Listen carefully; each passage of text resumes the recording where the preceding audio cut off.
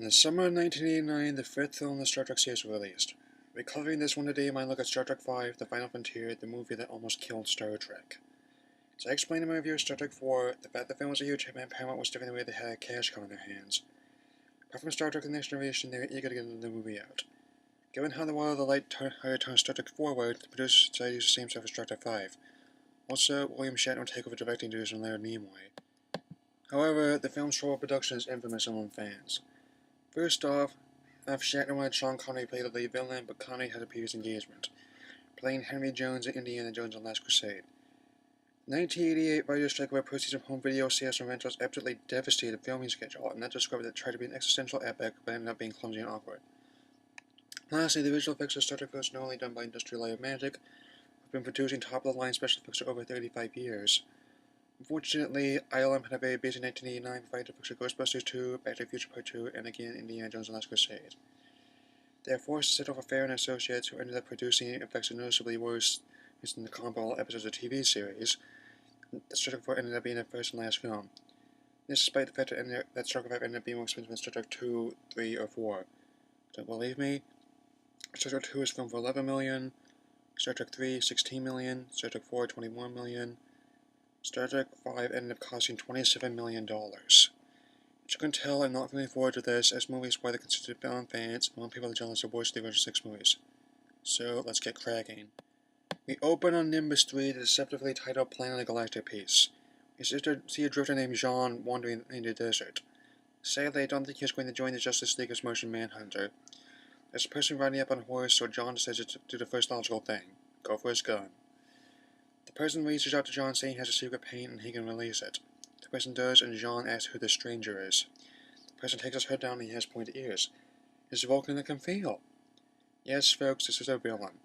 He is Cyborg, played by the very distinguished actor Lawrence Luckinbill. While he may not have the drawing power Connery did, he is trying. From what I've read, he's done quite a bit of stage work and a fair number of other movies. He does his best for his role, but is even the best actor can do to salvage a weak script. We cut to Yosemite National Park where Kirk, played once again William Shatner, is freestyling in a mountain. No hooks, no cables, nothing but the clothes on his back. McCoy, played again by DeForest Kelly, is viewing this with binoculars, noticing how crazy this is. I agree this sort of thing should only be done by expert climbers. One slip up and it's a long way down. Naturally, we see Spock, played by Leonard Nimoy, buzzing Kirk on a pair of hover boots. This causes Kirk to fall, and Spock hits him with some of the worst chroma key work in the past 25 years of cinema. Back on Nimbus 3, we see a settlement known as Paradise City. It's a very desolate place filled with crime and vice. In a local tavern, we see one of the more infamous elements of the movie, a cat prostitute with 3 boobs. As to why she's there, let's just say Chara fell on hard times after Thundercats was cancelled.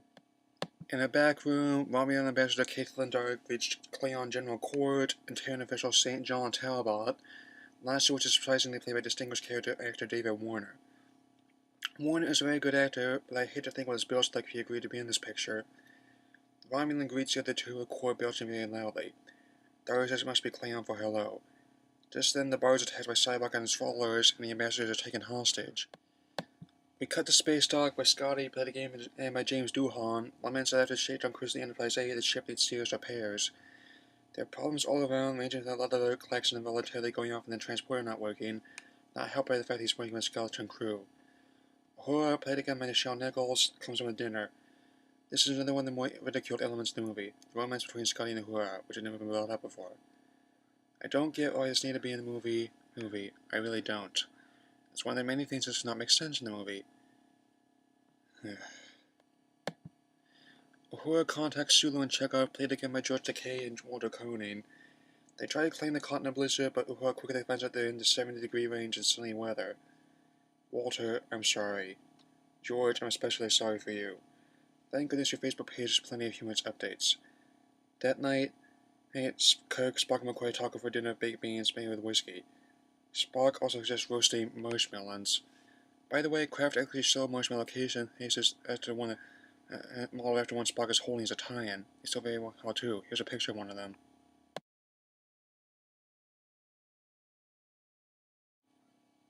They then decide to sing. After trying to determine what to sing, they decide on row, row, row your boat. Seriously. Just as well, Shatner is one of the 3 writers trying to throw the script together under the writer's strike.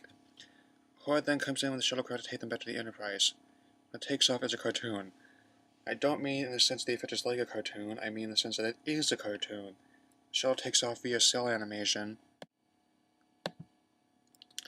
On the Enterprise, Kirk is greeted by the Admiral while Kirk is wearing a t-shirt that says "Go climb a rock" beneath his Starfleet uniform coat. The Admiral then briefs the Enterprise crew of the situation on Nimbus 3 and tells them to check it out. You know, how come whenever there's a crisis, the Enterprise is the only ship remains to call to check it out? It's a Starfleet, isn't it? Don't you think they'd have their ships and crews for this? And for that matter, if the Enterprise is that big state and disrepair for their shakedown, why not take the Excelsior? Oh, that's right, it's another flagship. So, despite the problems of the ship and the skeleton crew, the Enterprise heads towards Nimbus 3. Get a load of this. In this movie, the captain's log is an actual physical logbook with a system failure light blinking on it. As Ezra's debris and the agony have pointed out, is apparently made with the expectation that it can and will fail. Given how the movie turned out, I agree with them in deeming it an apt metaphor. Spock, after reviewing the video of this hostage situation, recognized Cyborg and estimated he decided that motion, not logic, was a key to enlightenment in non-Vulcans. We tried to sway others to disbelief he was banished from Vulcan. Meanwhile, a young Klingon captain named Klaus dismayed that he has nothing more to do than shoot space debris, which he claims is a waste of warrior skill. He then gains wind of the crisis on Nimbus 3 and finds out the Federation is headed there. Klaus escorts Nimbus 3, excited at being able to challenge the Federation vessel. The Enterprise reaches Nimbus 3, and the shuttle lands on the planet as Kirk's rescue mission begins. This here we reach one of the most infamous parts of the movie. Who has fans in the Strathoguards? While I have no problem with it, it became one of the most ridiculed and parasitical seeds in Star Trek, not least of which being done practically naked Nichelle Nichols. Everybody's made fun of it. Animaniacs, Futurama, all sorts of family parodies, it's remembered for the wrong reasons. Even so, it can be assured somewhere a Star Trek fan is touching himself inappropriately to the scene. Kirk and Spock manage to get horses and robes and ride into Paradise City. Then a shootout occurs and Cadet Shatner's direction doesn't have the same finesse that Nimoy's does. Nimoy's work on Star Trek 3 and 4 is graceful and felt natural. Shatner's wish is molded by bad camera work and editing. On top of that, the look of Genesis planet, Vulcan, and 1986 aliens don't capture the finer points of those settings. Production design looks dim, grimy, and downright pessimistic, whether it's El Capitan, Barely Working Enterprise, or Paradise City. Kirk manages to fight off the cat prostitute by knocking her in the pool, because to guess cats hate water, ha ha. He and Spock find the hostages, but are surprised when the hostages are betrayed in a cyborg. Spock is determined when the ship is surprised that the ship he's desired is the Enterprise.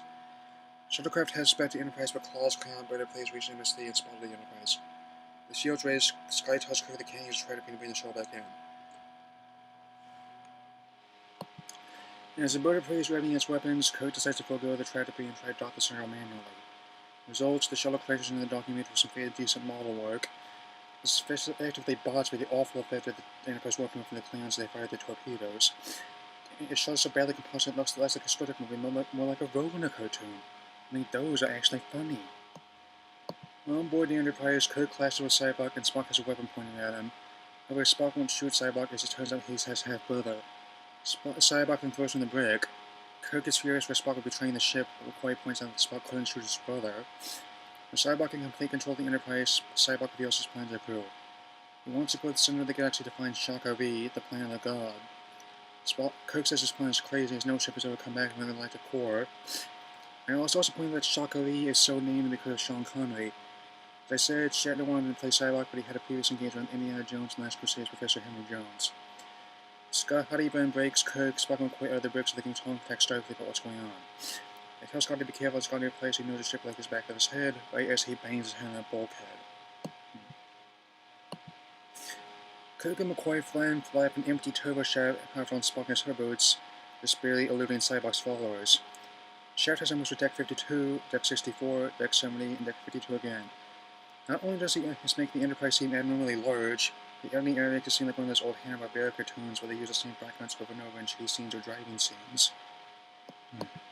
They reach the emergency transmitter but are cornered. Cyborg then has McCoy release a super pain. Since McCoy's father is terminally ill and dying, with much unease, McCoy pulled the plug on him to end his suffering. Even worse, after the cures from his father's disease, that's one of the only scenes that generally worse in this movie. Spock then releases his opinion of the experience of his birth. And as Spock is born both the Vulcan Cirque and the human Amanda Grayson, this made him different from the rest of the Vulcans. This is elaborated on in the 2009 reboot where the condition often got him bullied as a child. Kirk, however, refuses, saying that he needs this pain that can shape us, make us who we are. I agree with this statement. Cyborg then compromises with Kirk to help the ship the ship past the Great Barrier. Sure enough, the Enterprise reaches Shocker Ray with the ability to prey not far behind. They take a shuttle down to the surface, and it's clear as the old steamer Vasquez rocks just double for many alien planets in the course of the franchise's history. This time it's filled with a sort of bluish-purple filter. Also appears that they're using standard technique of shooting day for night. I mean, this is an eye creature's little shortcut they're taking. Kirk, Spock and McCoy find God, who asks this to bring the structure closer to it. Cyborg is convinced, but Kirk and McCoy ask what everyone in the theater living room where Airplane Students B-19 asked. Yes, what does God need with a starship? This raises the beam and this attack of yours is not really God, simply a very angry alien. Cyborg then sacrifices himself so the others can escape. Kirk orders Spock and McCoy back to the Enterprise, leaving him alone with the beam. Then Claw's bird prey destroys the beam with its disruptors. General McCoy makes Claw apologize for what he did. Turns out Spock knocked by the shot saved Kirk, and he was never really alone. Back on the Enterprise, finding Spock laments the loss of his brother. Kirk says he lost his brother once, but was able to get him back. We end on Spock and McCoy resuming their shore leave as Spock manages to play Rovo Boat on his Vulcan instrument. So that's Star Trek V: The Final Frontier. After more rewatches and a long look at the film's mainly Alpha page, I agree that's definitely the weakest Star Trek film of the original six. Star Trek IV was the highest grossing film Star Trek film in the US until the 2009 movie at $109 million. Star Trek V only ended up making $52 million, just barely making its money back from the competition from the aforementioned Indiana Jones Last Crusade, Ghostbusters 2, and the Tim Burton version of Batman. The film won 3 Razzies: Worst Picture, Worst Actor, Shatner, and Worst Director, Shatner again. Gene Roddenberry even considers some elements of the film apocryphal. All the script problems, ball effects, and window themes, I don't blame him. The scene where McCoy and Spock release their pain is the only thing that works. Still, that's not enough to save this movie. Final rating is 1.5 stars out of 4. Faced with all this, the Star Trek film franchise seemed like it was finally dead. However, Paramount decided to make another film on the 25th anniversary of Star Trek. We'll be covering that one and welcoming back director Nicholas Meyer on Star Trek movie that concludes by Star Trek VI: The Undiscovered Country.